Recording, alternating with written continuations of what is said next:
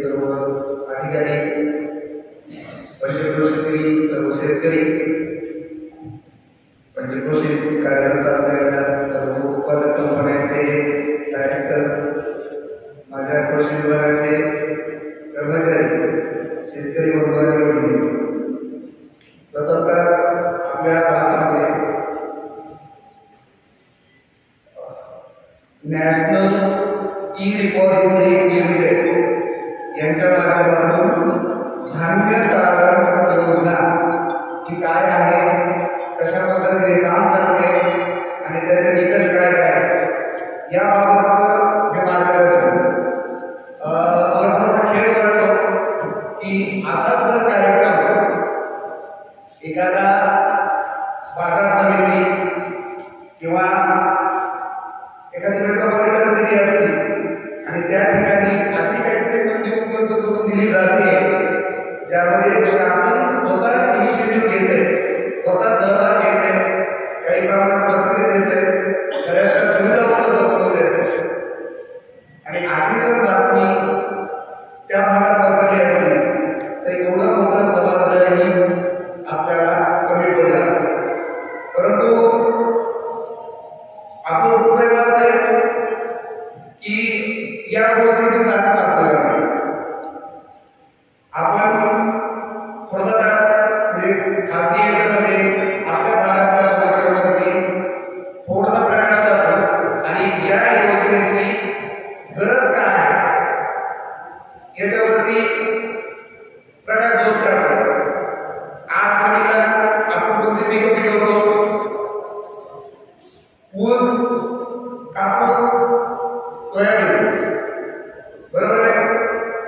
तर या ह्याच्यात ऊस हे जर पीक सोडलं तर आपण कोणतं पीक आहे का जरा शास्त्र भाव आहे. आज म्हणीला सोयाबीनचा भाव आहे 4,000 रुपये आणि जर 2 जूनच्या दरम्यान गेला तर किती रुपये? 5,500. ठीक आहे. दुर्दैवाने मागच्या वर्षी वाढला नाही, परंतु त्याची जी काही भावाचा उतार असतो तो जेव्हा शेतकऱ्याकडे माल तयार होतो त्यावेळी बाजारामध्ये दर हे कमी असतात आणि शेतकऱ्याची बिघड असते, त्याला पैशाची गरज असते म्हणून तो आहे त्या भावाला विकून मोकळा होतो. आता खरं तर मग इथे ही योजना आपल्यासाठी फायद्याची का? शेतकऱ्याच्या दृष्टिकोनातून ही फायद्याची आहे का? मी काय करावे त्यासाठी तर त्याचं कारण आहे की जर आज बाजारात दर घसरलेले असतील आणि माझी गरज किती रुपयाची एक उदाहरण घ्या की माझ्याकडे 10 क्विंटल सोयाबीन आहे. आज मला एक 10,000 रुपयाची गरज आहे. त्याच्यासाठी मला किती क्विंटल सोयाबीन विकावं लागतं? 4,000 रुपये शुद्ध झालं तर 8 क्विंटल सोयाबीन विकावं लागेल आणि उरलेलं सोयाबीन घरी राखावं लागेल आणि असं राखलेलं सोयाबीन हे तुम्हाला पैसा देणार आहे का? तर नक्कीच देणार नाही. परंतु हे सोयाबीन जर या वेळेमध्ये मी कोणते एका वेळेवर म्हणत नाही, जे वेळेवर या रिपॉझिटरी अंतर्गत नोंदणीकृत आहे अशा वेळेमध्ये जर साठवलं तर मगाशी सरांनी मला त्यांच्या स्लाइडमध्ये सांगितलं की अशा ठेवलेल्या मालावरती बँका स्वतःहून कर्ज देतात आणि या कर्जाला व्याजदर काय बँक नियम बदलतो तर ठीक आहे 10% नमूद करतो आणि आपली गरज आहे तोपर्यंत हे ठेवायचे. याच्यामध्ये दुसरा फायदा आहे की इथे ठेवलेलं सोयाबीन किंवा इतर ठेवलेला कोणताही माल हा जर चोरी गेला किंवा त्याची काही जर हानी झाली तर त्याचा इन्शुरन्स निघालेला असतो आणि या निघालेल्या इन्शुरन्समुळे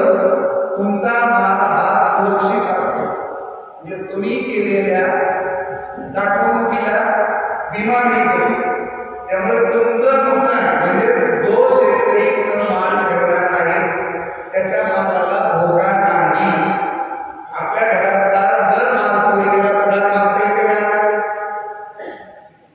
मागता येत नाही. म्हणजे शेवट आपण हात टेकतो की कर्म त्यामुळे गेलं. परंतु या गोष्टी घडू नये. आणि पहिली गोष्ट शेतकऱ्याला पैसा समजला पाहिजे. आपली अडचण अशी झाली की एखाद्या पिकाचा भाव वाढला आमच्या सगळ्यांचा पेरा होतो आणि पुढच्या सीझनमध्ये त्या पिकाला भाव मिळतो.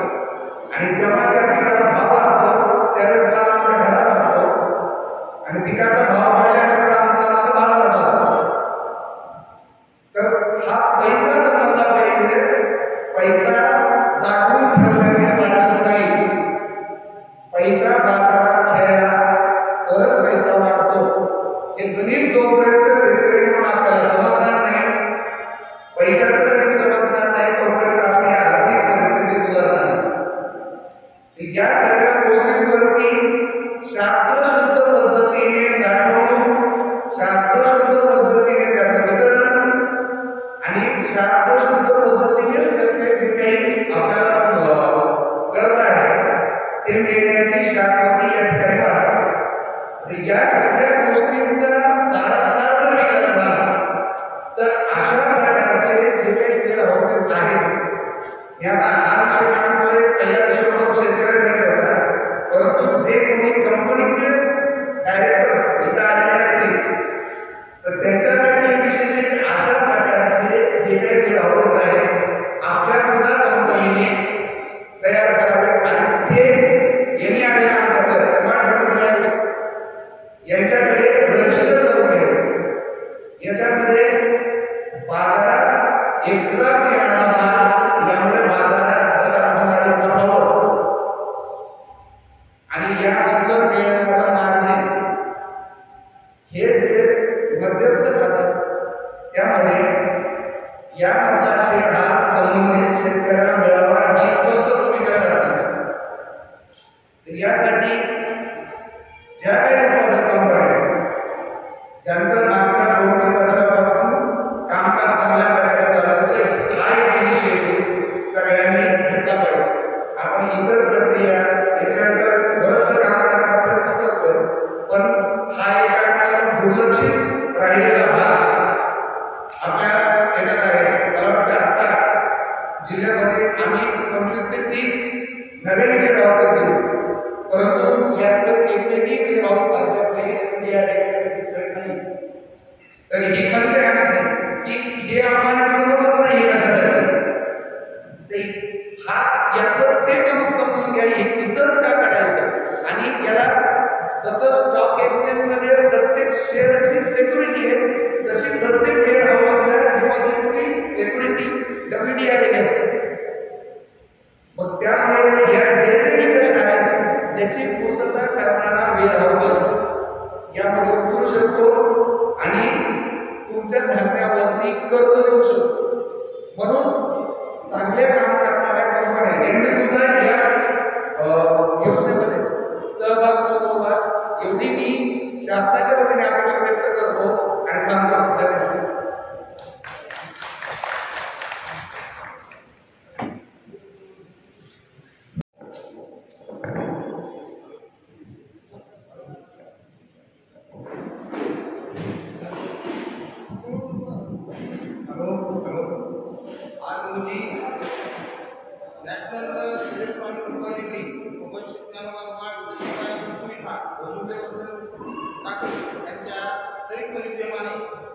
भंडार परिसंस्था इलेक्ट्रॉनिक भंडार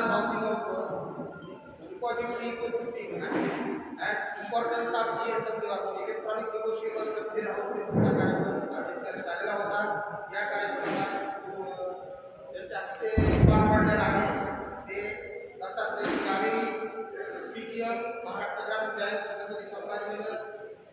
या कार्यक्रमासाठी उपस्थित म्हणून आपल्या गावचे सेवानिवृत्त जिल्हा शिक्षण अधिकारी RB नगर प्रमुख पाहुणे या कार्यक्रमाला लाभलेले नॅशनल इलेक्ट्रॉनिक आणि डिपॉझिटरी शिफ्टिंगचे सचिन वाघे साहेब, प्रमुख उपस्थित असलेले आपल्या महाराष्ट्र ग्रामीण बँकेचे क्षेत्रीय व्यवस्थापक क्षेत्रीय कार्यालयाचे शिवशंकरजी लाईन वारकर,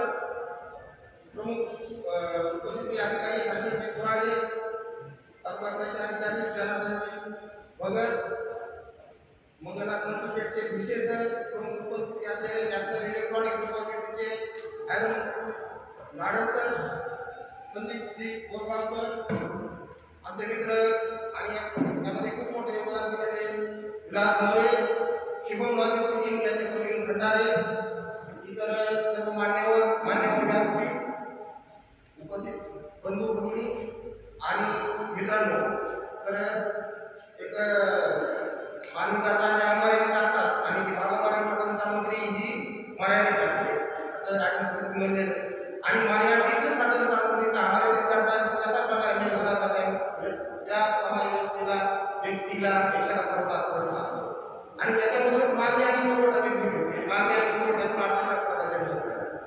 तर 2000 मध्ये 1998 मध्ये BA पदवी प्राप्त पदवी प्राप्त केल्यावर 2000 मध्ये मराठा विद्यापीठातून पदवी प्राप्त केल्यावर जवळपास लुपिन केबिन यामध्ये ऑफिसर म्हणून एका युनिव्हर्सिटीमध्ये विकास अधिकारी म्हणून तसेच ग्रामीण विकास अतिशय काळाचा प्रवास करता असताना सहकार क्षेत्रामध्ये मी प्रवेश केला आणि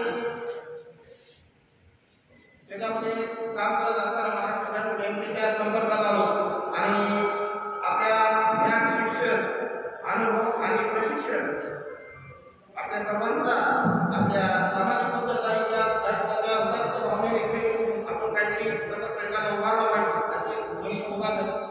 योगाने भारतात सुंदर म्हणायला होता आणि त्यांच्या एक विचारातून एक कृषी आर्थिक विकासाला चालना द्या. त्या विचाराने प्रेरित आपण एखादा उपक्रम राबवला पाहिजे, मूल्यवर्धन झालं पाहिजे.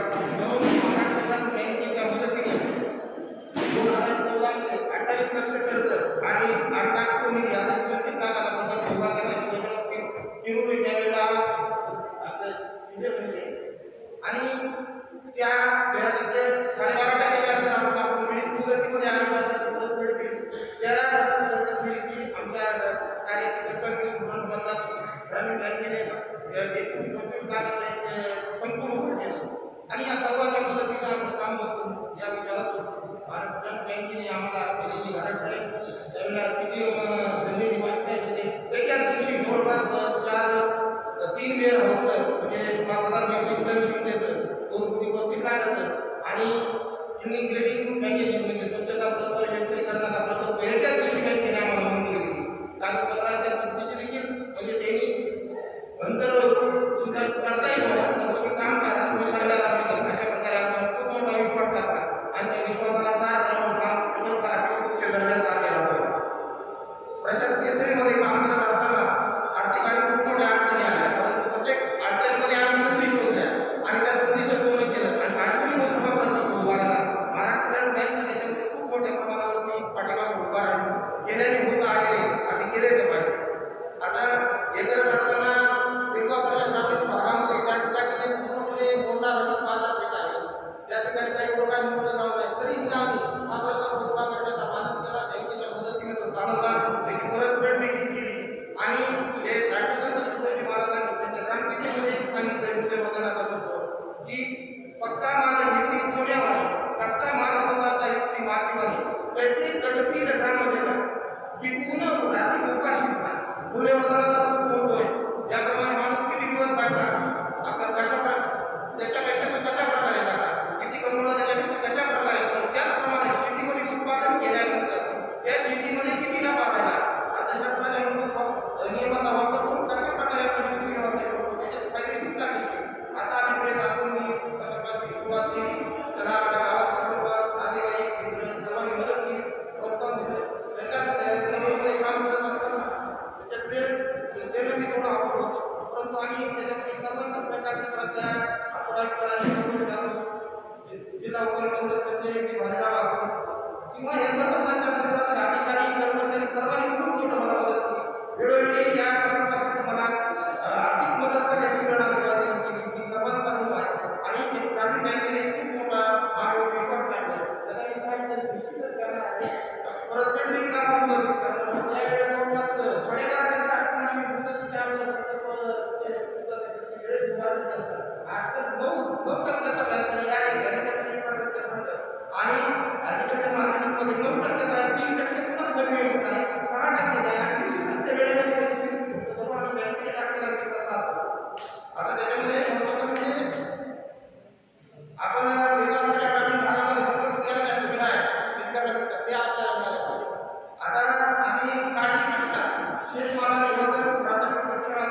स्वच्छता आणि विद्युतीकरण नामकरण क्षेत्रांत यातून जवळपास 5 ते 10% मूल्यवर्धन करतात आणि त्या मूल्यवर्धनातून आर्थिक विकासातून आपला सामाजिक विकास करण्याचे आपले उद्दिष्ट आहे. शेतमाल साठवणुकीसाठी आपण 6,000 मेट्रिक टन क्षमतेचे जवळपास 4 2 आणि 1,000 टन 6,000 मेट्रिक टन ग्रामीण भागामध्ये आपण केलेले आहे. साठवणूक केलेल्या मालावर कपाशी दरम्यान आता प्रकल्पाचं वैशिष्ट्य म्हणजे 3 प्रकारे आपण आता बोलतो. इलेक्ट्रॉनिक निगोशिएबल वेअरहाऊसिंगच्या माध्यमातून 2 वेअरहाऊसिंगच्या मदतीने कोलॅटरल नियम सुगम आणि काही मध्ये आपण साऱ्या महाराष्ट्राच्या शासनाच्या आहे आपली मुघल क्रांती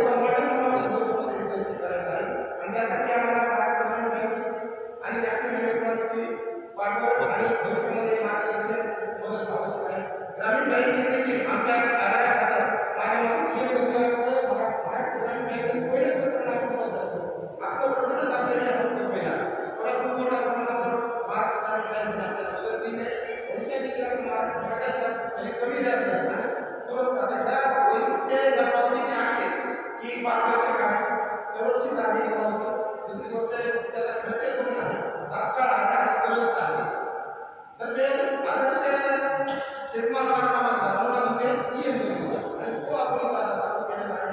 या कार्यक्रमाला आपले सर्व महाराष्ट्राचे सर्वांचं मनापासून आभार व्यक्त करतो आणि माझे संपूर्ण जय महाराष्ट्र जय